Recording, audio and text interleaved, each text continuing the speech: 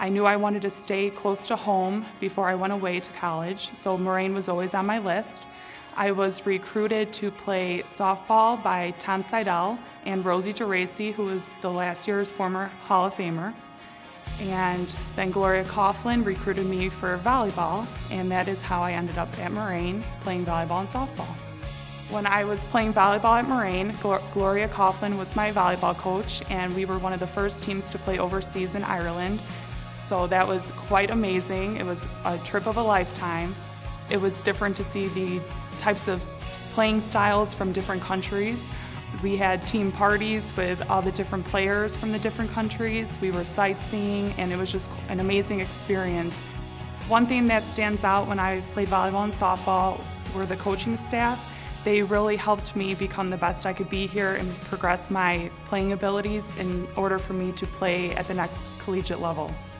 One thing that I'm really proud of playing at Moraine was being a National Player of the Week in volleyball and being an All-American in volleyball. I really trained hours on end individually outside of team practice, and just knowing that all my hard work and hours of practicing really paid off. I built great relationships with the athletic director, Bill Finn, and the volleyball coach, Gloria Coughlin, and I would come and visit them all the time after I graduated from Moraine. And Bill Finn then told me that the previous softball coach had stepped down and asked if I was up to being the assistant softball coach for Moraine, and I was more than happy to.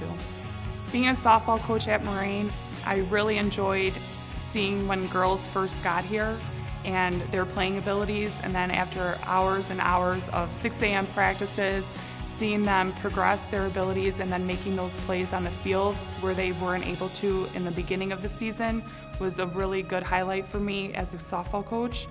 Just knowing that I made a difference in how they play.